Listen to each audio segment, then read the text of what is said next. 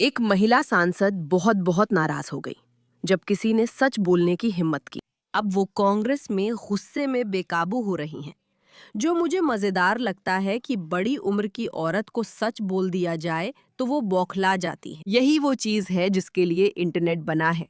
और याद रखिए, इस महिला को जनता ने वोट देकर चुना है। वे सोचते हैं कि वो अमेरिकी जनता की सही प्रतिनिधि है, जो अपने आप में ही काफी शर्मनाक है। और ये तो छोड़िए कि वो आतंकवादी संगठनों से जुड़े होने के लिए भी जानी जाती हैं। और ये संबंध सबको पता है। खैर, वो सिर्फ इसलिए इंटरनेट पर मजाक का विषय नहीं बनी है क्योंकि वो किसी के सामने सच सुन भी नहीं सकती, जो अपने आप में ही कमाल की बात है।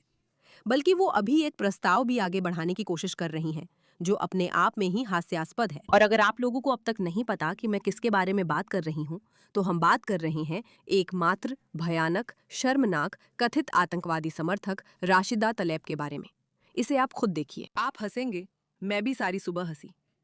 अच्छा हुआ उस आदमी ने उन्हें टोका। स्पष्ट रहें, हेजबोला एक आतंकवादी संगठन है। मिशिगन की सज्जन महिला और उसके सदस्य कसाई हैं, जिनके साथ आप जानते हैं, कुछ हद तक उठना बैठना पसंद है। जब एक सशस्त्र समूह निर्वाचित प्रतिनिधियों की सत्ता के बाहर काम करता है, तो कोई राष्ट्र पूरी तरह संप्रभु नहीं हो सकता। माफ कीजिए, क्या हम भावुक हो रहे हैं? कार्यवाही स्थगित होगी। सज्जनों, हम कार्यवाही स्थगित करेंगे। माफ कीजिए, क्या आप थोड़े भावुक हो रहे हैं? तो वो ऐसे हैं जैसे वो बाहर जाकर कह रही हैं, आप असली आतंकवादियों का समर्थन करते हैं। असली आतंकवादी जो कि वही करती हैं। और हम इसका और भी उदाहरण अभी थोड़ी देर में देखेंगे। अगर आप मेरी बात नहीं मानते, लेकिन वो बाहर जाकर कहती हैं कि आप आतंकवाद का समर्थन करते हैं, वो ऐसे ही हैं। और वो ऐसे है। मुझे बहुत अफसोस है। क्या मैं थोड़ा भावुक हो रहा हूँ? और मैं इसके पूरी तरह से पक्ष में हूँ, क्योंकि हाँ, ये महिला भावुक हो रही है, क्योंकि यही एक चीज है जिसके बारे में वो सोचती है, अपने जज्बातों के बारे में, दिमाग के बारे में नहीं। और अगर वो सच में अपना दिमाग इस्तेमाल करती तो उसे पता होता कि आतंकवादियों का समर्थन करना गलत है। हाँ हाँ, आतंकवादियों का समर्थन करना गलत है।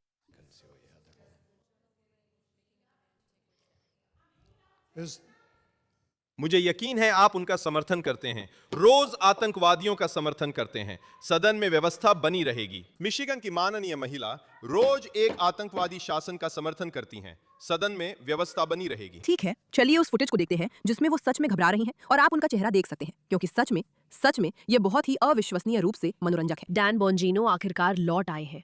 भगवान का शुक्र है, क्योंकि वो पागल दुनिया में समझदारी की आवाज है। चलिए देखते हैं इस मामले पर उनकी क्या राय है, जो काफी मनोरंजक है। हाउस फ्लोर पर अभी अभी एक अफरा तफरी का माहौल बन गया। शो शुरू होने से ठीक पहले ओहायो के कांग्रेसमैन मैक्स मिलर और रशीदा तलीब के बीच। इसे देखिए। हेजबोला एक आतंकवादी संगठन है। मिशिगन की सम्मानित महिला और उसके सदस्य कसाई हैं, जिनके साथ आप जानते हैं, एक हद तक उठना बैठना पसंद है। आप रोज आतंकवादियों और आतंकवादी शासन का समर्थन करते हैं। सदन में व्यवस्था बनाए रखें। ये मेरे चरित्र पर हमला है। मैं विनती करती हूँ कि इन शब्दों को हटाने के लिए मतदान हो। ओहायो के सज्जन बैठे इल्हान ओमर को पृष्ठभूमि में देखिए। वह असहज लग रही हैं। ये मजेदार है। क्या आप देख रहे हैं? मेरे चरित्र पर हमला। मैं विनती करती हूँ कि इन शब्दों को हटाने के लिए मतदान किया जाए। ओहायो के सज्जन बैठ जाए। ये मेरे चरित्र पर हमला है। मैं अनुरोध करती हूँ कि आप उन शब्दों को हटा दें। अगर ये सच है, तो क्या ये आपके चरित्र पर हमला है, राशिदा तालिब? क्या ऐसा है? मुझे लगता है कोई आपके चरित्र की सच्चाई बता रहा है, जो बुरा है। अगर आप समझती हैं, तो हमला आसान है। क्या कांग्रेसमैन मिलर कांग्रेसवुमन तलीब के साथ अन्याय कर रहे थे, डैन? याद रखिए, डैन डामाजीनो FBI के पूर्व प्रमुख हैं, तो शायद उन्हें अपनी बातों की थोड़ी जानकारी हो। अन्यायपूर्ण, मेरा मतलब है ये वही लोग हैं जिन्होंने डोनाल्ड ट्रंप को नाजी के रूप में पेश किया है, जबकि ये खुद एक ऐसे उम्मीदवार को उतार रहे हैं जिसके सीने के अंदर डर्मल इंक से असली नाजी चिन्ह बना हुआ है। मेरा मतलब है इन लोगों को जो भी मिलता है वे उसके हकदार हैं। आज जानते हैं डेविड हार्स ने बहुत समय पहले एक किताब लिखी थी unholy alliance, how the left will ally with anyone, जिसमें बताया गया था कि वामपंथी किसी के भी साथ गठबंधन कर सकते हैं, बस उन्हें लगता है कि उस गठबंधन से उन्हें सत्ता मिलेगी या सत्ता वापस मिलेगी। ये सिर्फ खुली सीमाएं, मुस्लिम ब्रदरहुड और हमास जैसे आतंकी समूहों से गठबंधन है, उन्हें फर्क नहीं पड़ता। मैं अमेरिका के लोगों से इसे और सख्त शब्दों में नहीं कह सकता। यह आधुनिक डेमोक्रेट पार्टी है। अब 1980 के दशक जैसा कोई डीएलसी नहीं आएगा जो आपको इस मध्यमार्गी बिल क्लिंटन सदन गवर्नर वाली बात से बचा सके। आपकी पार्टी खो चुकी है। इसका अपहरण आतंकवादियों, पागलों, खुले बार, खुली सीमा और पुलिस को फंडिंग रोकने वालों ने किया है। अगर आप चाहते हैं कि देश जलकर राख हो और राष्ट्रीय सुरक्षा खतरे में पड़े, तो वही पार्टी आपके लिए है। क्या आपको हैरानी है कि ये सभी मानसिक रूप से अस्थिर महिलाएं हैं? मैं महिलाओं से प्यार करती हूँ, उनकी बुराई नहीं करती। मुझे लगता है कि महिलाएं बिल्कुल अद्भुत होती हैं जब वे अपने दिमाग का इस्तेमाल करती हैं, लेकिन जब वे अपनी भावनाओं का इस्तेमाल करके या दूसरों को भावनाओं से नियंत्रित करके चालाकी करती हैं, तो वे धरती पर चलने वाली सबसे बेवकूफ चीजों में से एक बन जाती हैं। ये महिलाएं उदारवादी महिला आंदोलन की अगुवाई कर रही हैं, जो बेवकूफ़ी भरे प्रयासों का समर्थन कर अमेरिका को भिराने की कोशिश करता है। मेरा मतलब है, वो बिल्कुल सही थे। अब राशिदा तलीब क्या प्रचार कर रही हैं? गुरुवार को प्रतिनिधि राशिदा तलीब एक वोट करवाएंगी जो लेबनान में अमेरिकी सशस्त्र बलों को शत्रुता से हटाने का निर्देश देगा। वो मूल रूप से अमेरिका से इजराइल के लिए सैन्य चीजों के लिए फंडिंग हटाने की कोशिश कर रही हैं। हाँ, जैसे कि ऐसा कभी होगा। रिपोर्टिंग से साफ है कि अमेरिका इजराइल के लेबनान हमलों की कमान और समन्वय में शामिल है और राष्ट्रपति ट्रंप ने कुछ हमलों को मंजूरी या रोक भी लगाई है।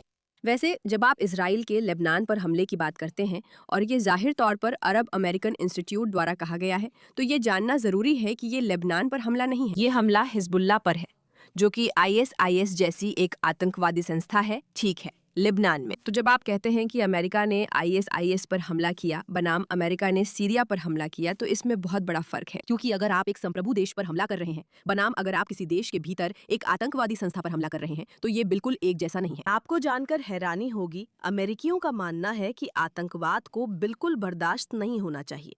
मुझे पता है, डर, हैरानी, चौंकाने वाली बात, इन कारणों से और दूसरी बातों की वजह से भी, जिन्हें हम अभी थोड़ी देर में समझाएंगे, राशिदा तलीब को ये बहुत आपत्तिजनक लगता है कि उन्हें आतंकवादी समर्थक माना जाए। जब ये शो हमारा फुल टाइम जॉब बना तो हमें स्पॉन्सर्स की जरूरत महसूस हुई, लेकिन मैंने तय किया कि हम सिर्फ वही चीजें प्रमोट करेंगे जो फॉलोअर्स के लिए फायदेमंद हो। हम ऐसी कंपनियां ढूंढ रहे थे जो आपकी जिंदगी बेहतर बना सके, और चैप्टर उनमें हमारी पहली पसंद थी। आपको मेरी जरूरत नहीं है ये बताने के लिए कि मेडिकेयर में कई समस्याएं हैं और ये महंगी भी है, और ये बात मुझे बहुत परेशान करती है, लेकिन इसी वजह से चैप्टर का अस्तित्व है। कृपया बताएं, क्या आपने उनका इस्तेमाल इसलिए शुरू किया क्योंकि वे आपको सही प्लान चुनने में मदद करते हैं, ना कि सिर्फ सलाहकारों को फायदा पहुंचाने वाले प्लान में? यूजर्स औसतन $1100 से ज्यादा बचा रहे हैं। कॉल फ्री है, इसमें करीब 20 मिनट लगते हैं, और ये आपको या आपके प्रियजन को काफी पैसे बचा सकता है और तनाव कम कर सकता है। तो चैप्टर को 610-680 3337 पर कॉल करें। ये नंबर है 610-680 3337, और साथ ही पुशबैक को भी सपोर्ट करें। खैर, वोट ये स्पष्ट रूप से बताएगा कि क्या कांग्रेस के सदस्य इजराइल के आक्रमण, कब्जे और लेबनान के विनाश में अमेरिका की भागीदारी को मंजूरी देते हैं या नहीं। अमेरिका इसे जारी रहने नहीं दे सकता। ब्ला ब्ला ब्ला ब्ला ब्ला ब्ला ब्ला ब्ला ब्ला ब्ला ब्ला, वो बेवकूफी भरी बातें जो हम हर जगह देख रहे हैं। देखिए ब्रायन मस्ट क्या कहते हैं। ये प्रस्ताव लापरवाह है और गंभीर नहीं है। बिल्कुल सही। आप एक ऐसे देश से अमेरिकी सैनिकों को हटाने के लिए कह रहे हैं जहां हम किसी संघर्ष में नहीं हैं। इजराइल उन आतंकवादियों को मार रहा है जिनके हमलों की सूची मैंने अप्रैल की शुरुआत से अब तक बताई है। हम वहां संघर्ष में नहीं हैं। तो आप कह रहे हैं कि हम वहां कोई भी सैन्य बल नहीं रख सकते। मैं वास्तव में एक संवाद में शामिल होना चाहूंगा। मैं अपने सहयोगी को थोड़ा समय देना चाहूंगा। क्या हम वहां कोई सैन्य बल नहीं छोड़ सकते? प्रतिनिधि तलैब, मैं आपको 30 सेकंड या 10 सेकंड देना चाहूंगा। क्या हम कोई सैन्य बल नहीं छोड़ सकते? मिस खारम दक्षिण लेबनान के ईसाई गांव अकाला की विश्वविद्यालय छात्रा थी और आतंकवादी नहीं थी। सोमवार को उनकी हत्या हो गई थी। वो अपने घर लौट रही थी जब उन्होंने बेरूत की लेबनानी यूनिवर्सिटी में अपने एग्जाम पूरे कर लिए थे। आप चाहें तो देख सकते हैं। दिलचस्प है कि अचानक राशिदा तलैब को ईसाइयों और ईसाई मूल्यों की, यानी अमेरिका जैसे मूल्यों की चिंता हो गई, जबकि वो ये नहीं बताती कि लेबनान में ईसाइयों को वहाँ के इस्लामवादियों ने सताया है। क्योंकि जो लोग नहीं जानते उनके लिए बता दूं कि लेबनान को एक बहुसांस्कृतिक अरब देश माना जाता है। अरब का मतलब इस्लामवादी नहीं होता, इसका मतलब कुछ और ही होता है। इसका मतलब है मध्य पूर्व के लोग। कई लोग नहीं जानते कि बहुत से यहूदी भी अरब हैं। लेबनान में उन्होंने अलग अलग अरब धार्मिक समुदायों और ईसाइयों के बीच बहुसांस्कृतिक विभाजन बनाने की कोशिश की थी। वे इसमें ज्यादा सफल नहीं हो पाए क्योंकि इस्लामवादियों को ये खास पसंद नहीं आया और उन्होंने एक आतंकवादी संगठन बना लिया जो इन ईसाइयों को हमेशा सताता रहता है। जो लोग रुचि रखते हैं उनके लिए ये एक मजेदार तथ्य है। इजरायली बम ने उसके परिवार की कार को निशाना बनाया, जिसमें उसकी मौत हो गई, उसके भाई टोनी, उसके पिता जेम्स और उसके परिवार की एक महिला सदस्य जो समुदाय में डेंटल सर्जन थी की भी मौत हो गई। वो कोई आतंकवादी नहीं थे। हमारे देश को इन हत्याओं में मदद करना बंद करना चाहिए। मुझे ये अच्छा लगता है कि वो कहते हैं साबित करो।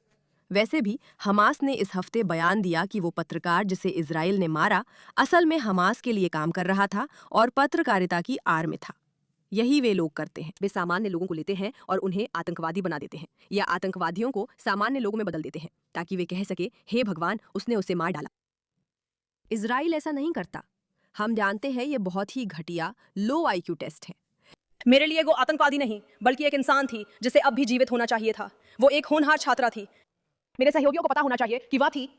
मैं अपना समय वापस ले रही हूँ। मैं आपको बहस के लिए और समय दूंगी। जैसा कि आप देख सकते हैं मैं आपको निश्चित रूप से समय दूंगी। जब आप चिल्लाते हैं तो आपको समझना मुश्किल हो जाता है। खैर तो ये कुछ ऐसा है जैसे वो कह रही है हमें लेबनान में जो कुछ भी हो रहा है उसे रोकना होगा क्योंकि उसे पता नहीं है। और चलिए इसे देखते हैं।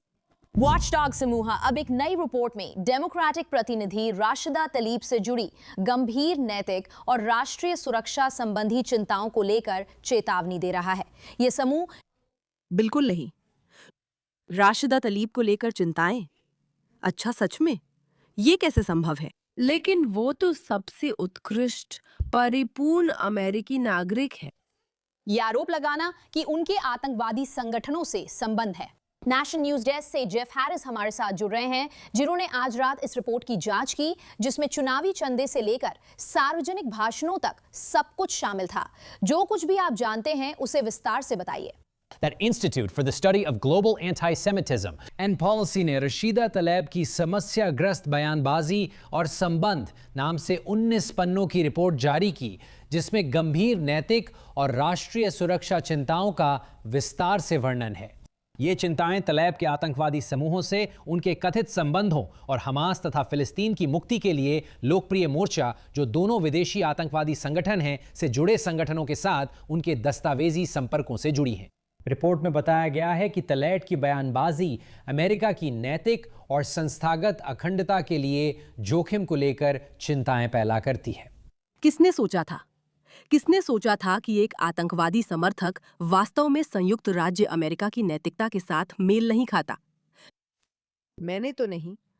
मैं कभी उन दोनों बातों को जोड़ ही नहीं सकती थी। आप कैसे जोड़ सकते थे? हम अभी तो हमने बस शुरुआत की है।